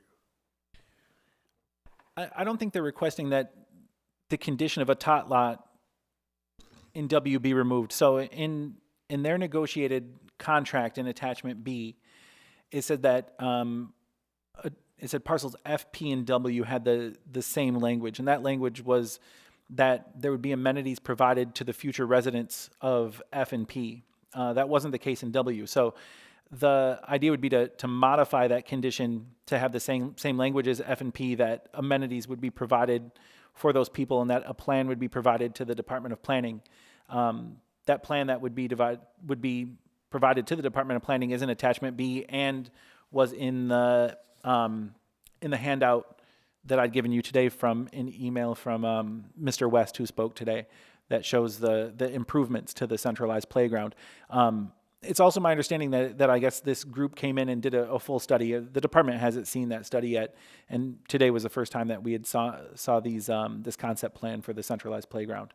So to go back to what you said, the idea would be to modify condition number 9 to allow future amenities for the future residents at parcel W to be provided, and that the Department of Planning would review a plan and approve of that plan. And currently that negotiated plan is provided in attachment B, which would be the dedication of some funds to the expansion of that centralized playground. Long answer. Sorry. Long, but a clear one. Thank you. You're welcome.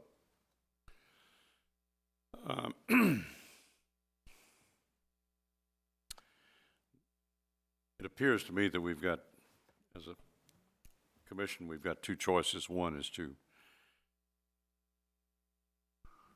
Well, let sleeping dogs lie, leave it just as it stands, and let you work it out with the association without any further comment from the planning commission. I And think, the other would be to try to modify something that we'd already approved.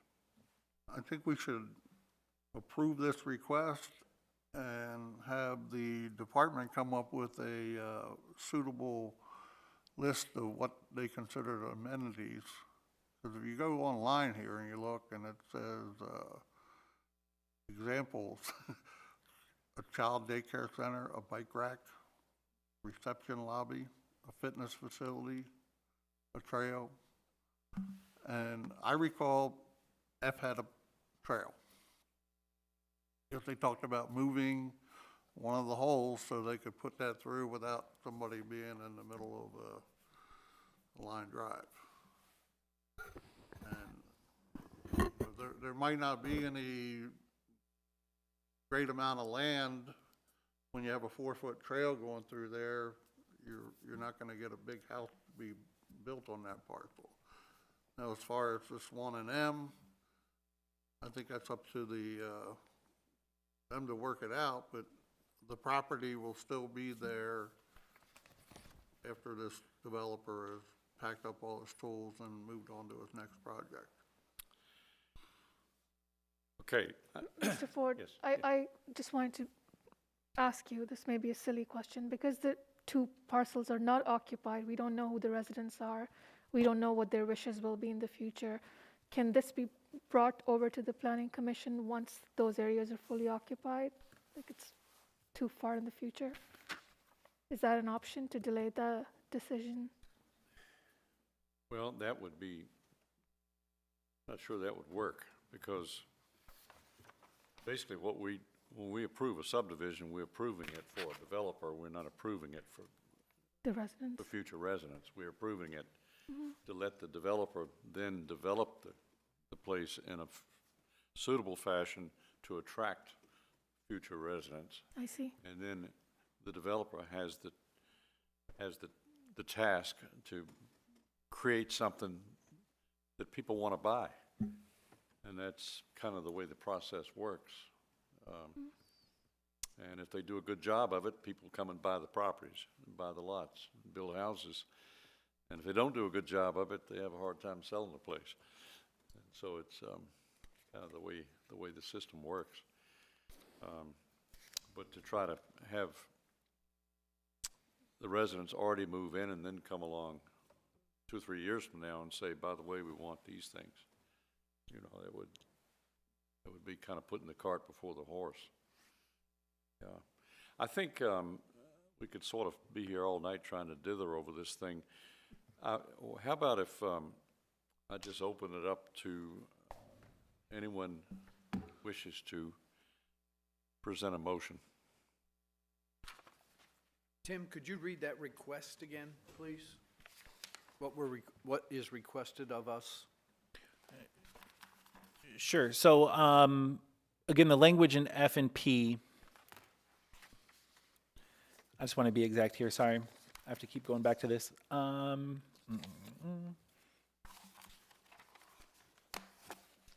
the request was from the developer, correct? That's correct.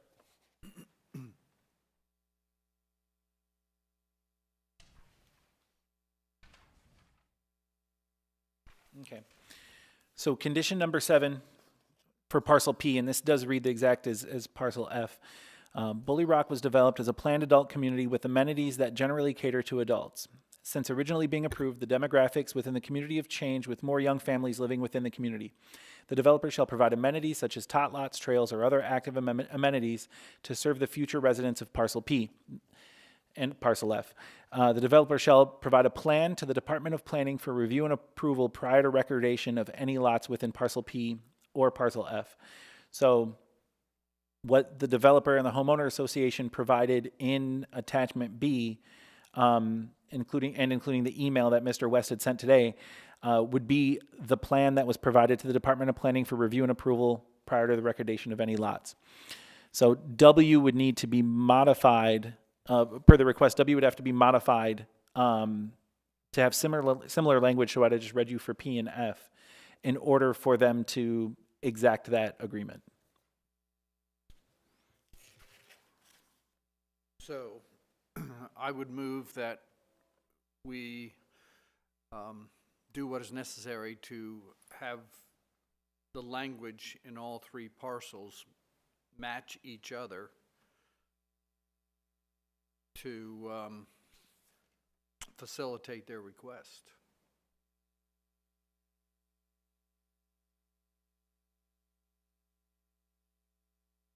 Here, a second.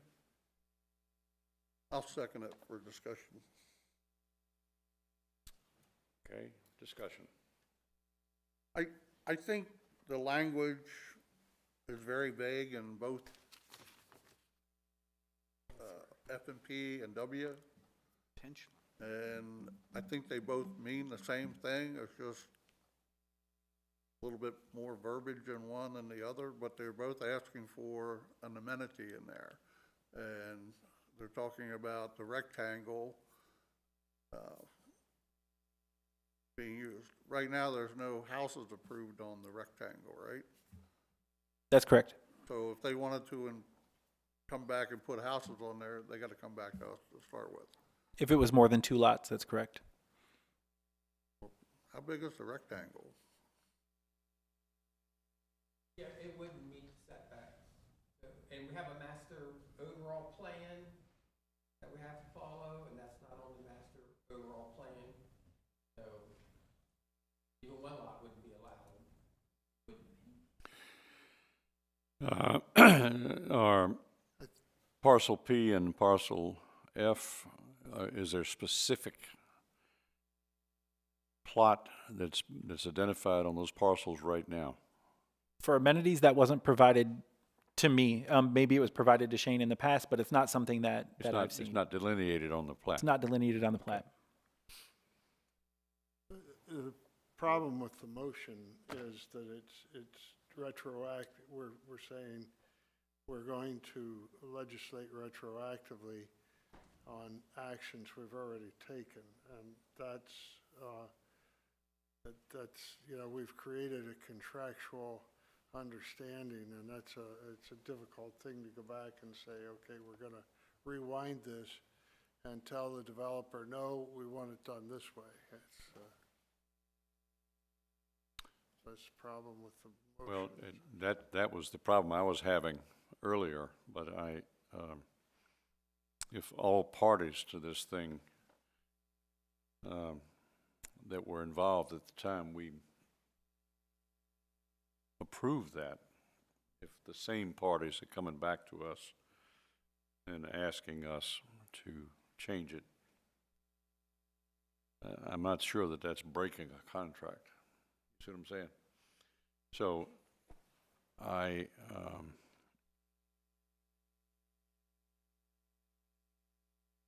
okay, got a motion on the floor and a second. Any other discussion on the motion? I seconded it. You did? Yeah. Yeah. That's what I said. We motion and second. And we've had discussion. All in favor of the motion, please raise your hand. 1, 2, 3. 1, 2. And the motion does not carry because it's tied. Correct? No. Hmm? There's 3 people in favor of the motion. Mm-hmm. And 2 people left that didn't vote. Did you vote? I didn't vote. I didn't vote. I'm the tiebreaker. Hmm? I didn't vote as I'm supposed to be the tiebreaker in respect to this position. Is it about the wording? I didn't realize that. Okay, there are two not in favor and 3 in favor. So the motion carries. All right. Thanks, everybody. Thank you.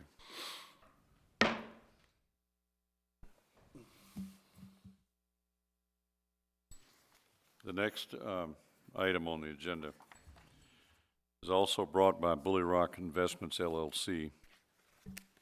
And that's a request for modification to a walkway in parcel P. And I take it everybody's had a chance to see the walkway.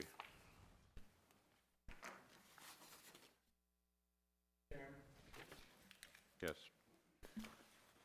Given my previous statement on my position, I'll recuse on this one as well. So, thank you. You're going to recuse?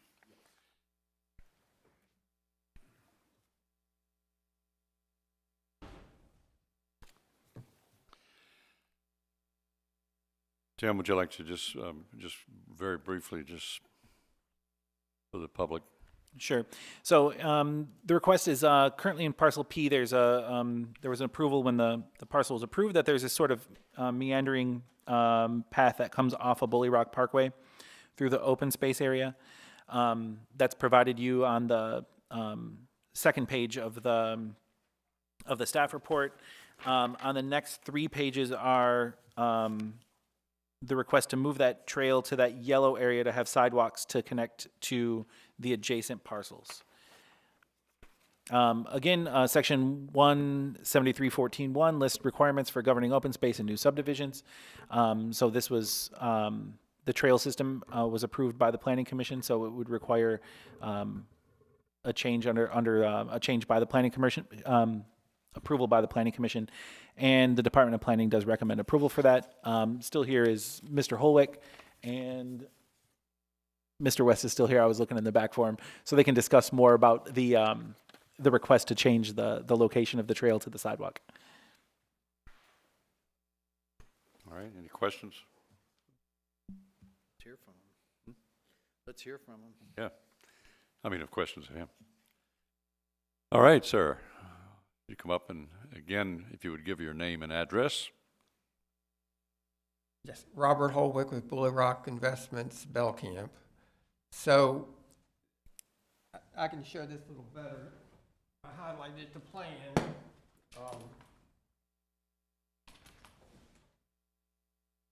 So we have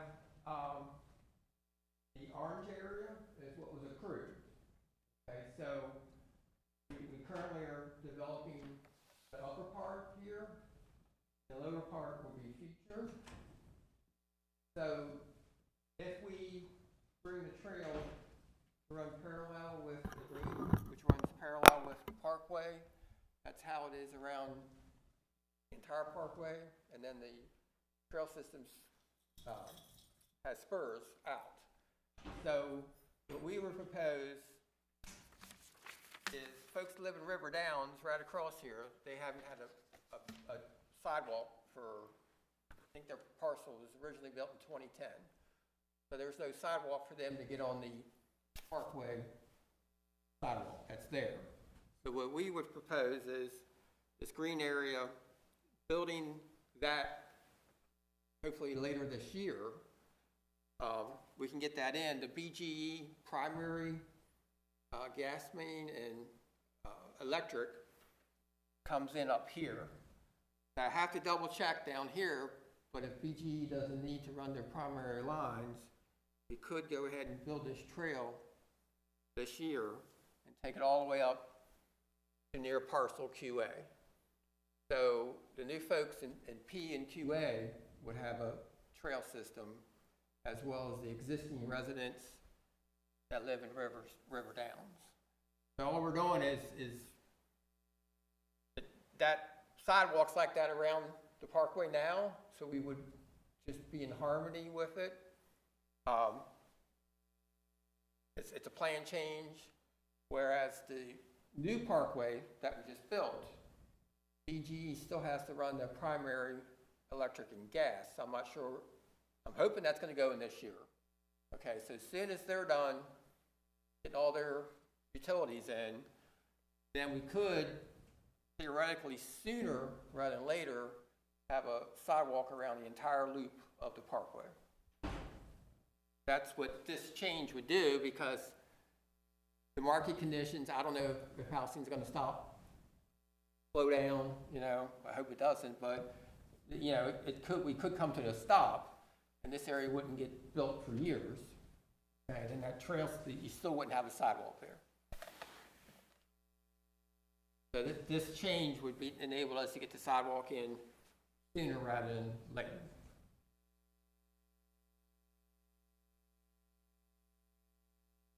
Thank you, sir. Anything else? Questions from the commission? What is the difference in the makeup of the trail that's meanders versus the sidewalk itself? What's one going to be built out of, and what's the other going to be built out of? Yeah, well, the proposed relocation, it would be wise if, as long as I don't have BG impacts, to build it this year. So it is shorter. Yes, it is shorter because it's not meandering. I don't know if it's 100 feet shorter or 200 feet shorter. But I mean, what material? It's asphalt. Yeah, it's what's out there now.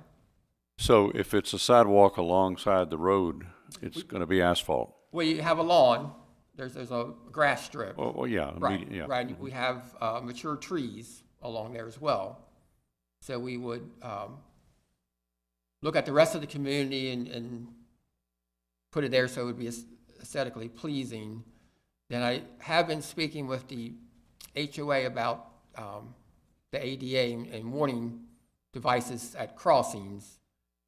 So we're in talks of that, but so we'd come up with just like with the stormwater management, the new fencing, we work together with them. So we work together with the HOA to see if they want to do the warning mat devices, which they don't have now. And I think most of that Parkway sidewalk was put in 2007 or something, 2005.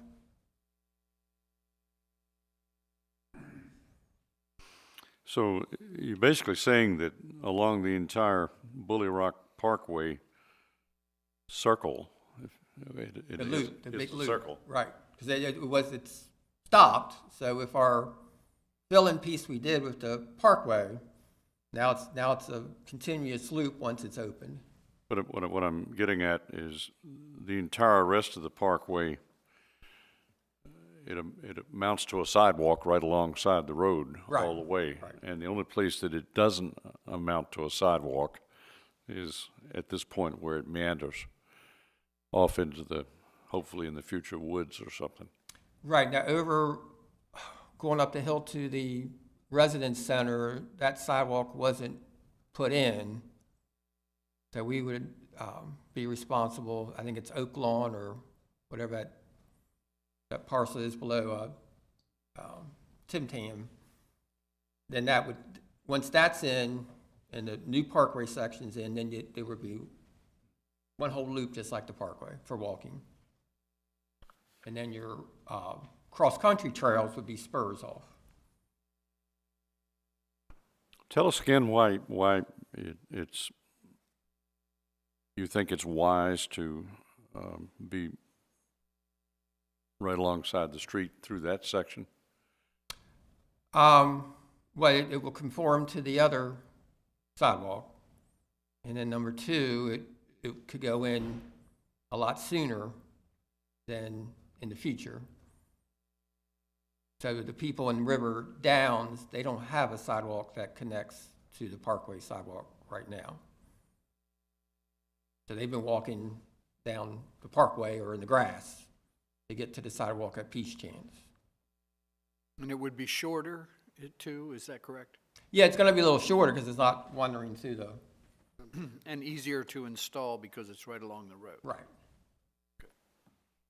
But I'm not sure, I think someone just got a little carried away and just went, oh, that looks like, I don't know how that came because I questioned it when the plan, and it's like, well, it's just like what we just spent an hour and a half talking about. You get tired, and it's like, okay, that's good enough. So I don't know, but it would enable it to get in now instead of, I don't know when. So you're saying that you just, there's no way you can build that trail meandering like that until you build that section of So you build a lower section, so that would be based on market conditions. Mm-hmm. Because you got to grade cuts and fills. It's just like people ask me, well, you take those trees out. I go, well, cuts and fills, the trees are going to die. They got to come out,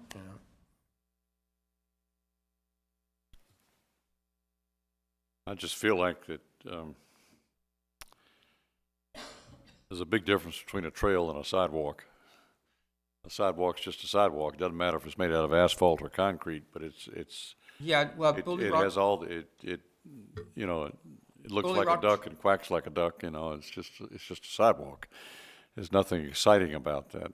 yeah, they call them trails, but sidewalks, but even the off-road trails are asphalt. So it's a 6-foot asphalt I trail. understand that part, but trails tend to go through the woods and go through, Right. This would be more of a sidewalk, but it'd be. they tend to wander because that's what a trail does, versus a sidewalk, which is meant to give you something to walk on when you step out of an automobile or just to get quickly from point A to point B. So this would give you connectivity sooner. Yeah. But it gives you a destination. You go from point A to point B, that's your destination, and that's a connector in there. And, folks at Bully Rock do like to use their sidewalk and trails. I mean, it's very, they get heavily used. Thank you, sir. Anybody else? Anybody from the audience? Citizens?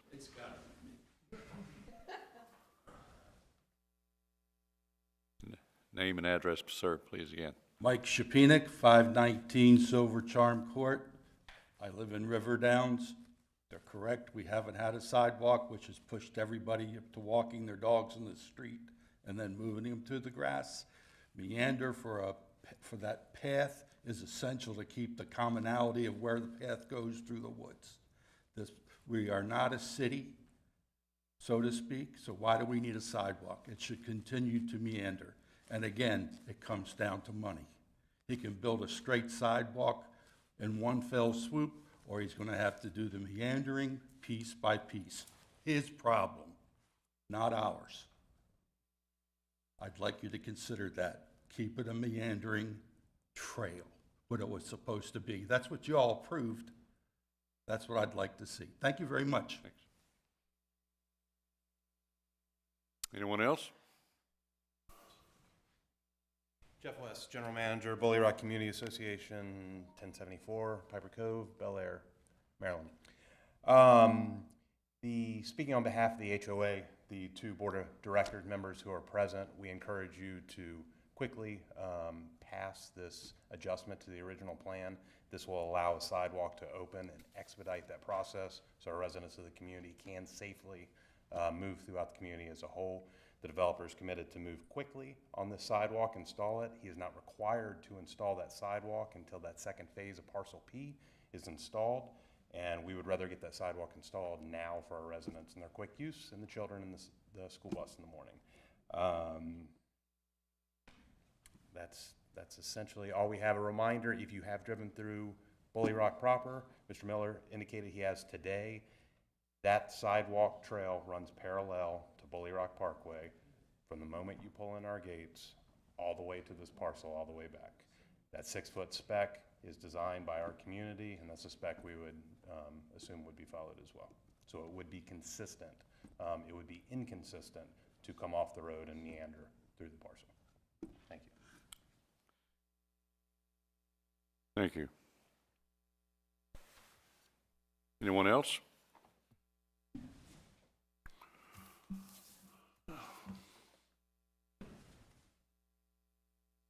Mike Shapinik, 519 Silver Charm, Bully Rock, and all that constructability stuff, again, is their problem. Should be a meandering sidewalk. That's what you all approved. That's what it would enhance what is already traveling through the woods. That street is closed. It's been closed. I suspect, in all honesty, they'll keep it as closed as long as they possibly can, even if the sidewalk is put in, because they're going to be responsible for the damages that are done to it by either traffic, chips, whatever. You have already approved the meandering sidewalk. Again, make it their problem. It's not yours and it's not ours, it's theirs. Thank you very much. Thanks. Oh, by the way, the HOA, in my view, has done a terrible job of managing this facility and this community on behalf of the residents.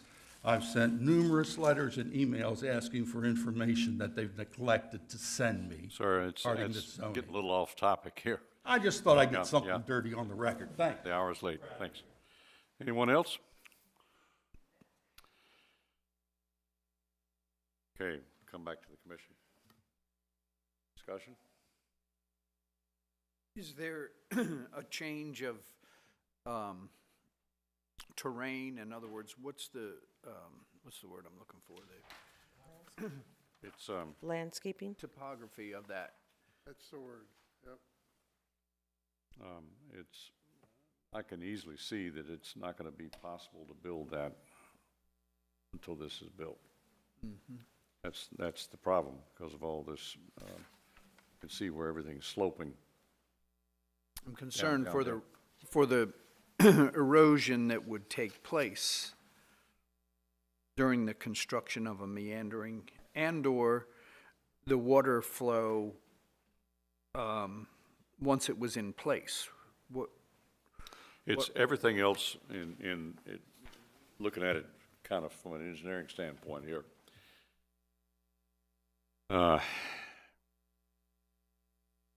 If they built this thing right now to meander, it would get destroyed in the process of trying to build that section of the subdivision later on. It would just absolutely be destroyed and have to be replaced.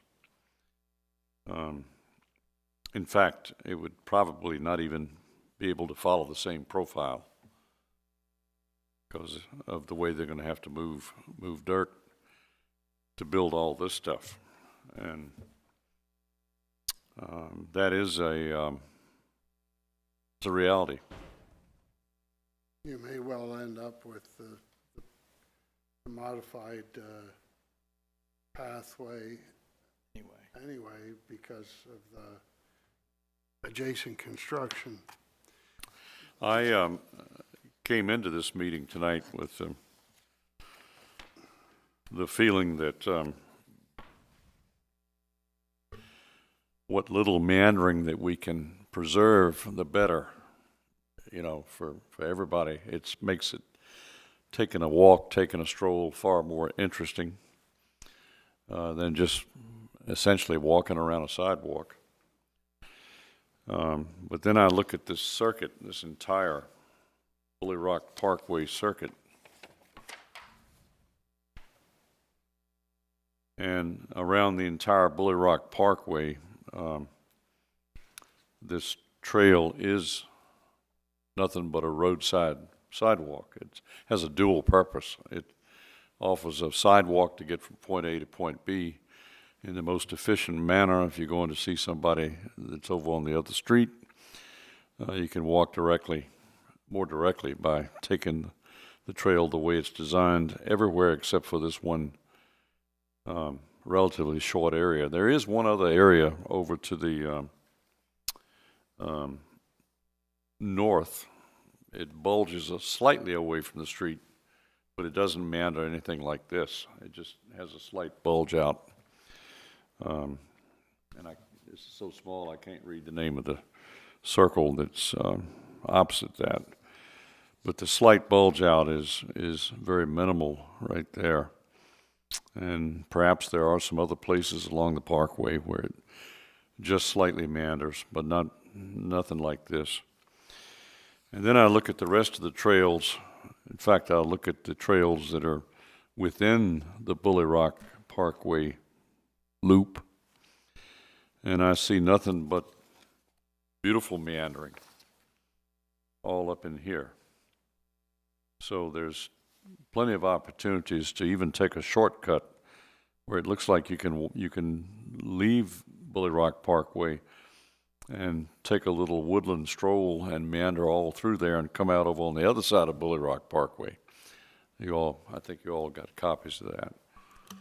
So most of the non-street side meandering in this entire Bully Rock Trail plan is actually within the Bully Rock Loop, it appears to me. There's one other exception, and that's over here. It's so small I can't identify it for the record, but so I've changed my mind. I personally think that we should approve removing the meander and letting it be a sidewalk for that section to be consistent with the rest of street side Bully Rock Parkway, and then take great satisfaction in these other trails that have nothing to do with street side. For that reason, and I think that there's probably a sizable group who would say we'd like to have it now and not later. I think. What's driving the urgency would be my question. I'm sorry? What is driving the urgency to have it now? Because it's the only place that you can't walk around the parkway. You have to walk on the It's either road. going to be leave a gap there for a couple of years, or allow them to modify to street side so that they can go ahead and complete the loop around Bully Rock Parkway for pedestrians. And that's what I understand. So I move we accept the modification, the request for the modification. I'll second that. Discussion on the motion. Hearing none. All in favor, please raise your hand. Any opposed? Motion carries. We grant you the straightening of that meander. Okay, it's that clock is 1 hour off. I'm wonder how that happened. Come on, Tim, at least So, you get the clock straight, right? So we have a choice now. We can either continue with the brief workshop, or we can hold off until the next meeting for the workshop. It's 8:30. It's getting kind of late. I say we move to the next scheduled date. Is Diane still here? Where'd she go? Hiding. Where? Oh, she's hiding back there. Yeah, are you okay with that, or did you want to make? Doesn't matter to me. Is that okay? Yeah, that's. Okay. No jumping off your chair. Hear any other business for the commission? Hearing none. Hear motion to adjourn. So moved. Thank you so much.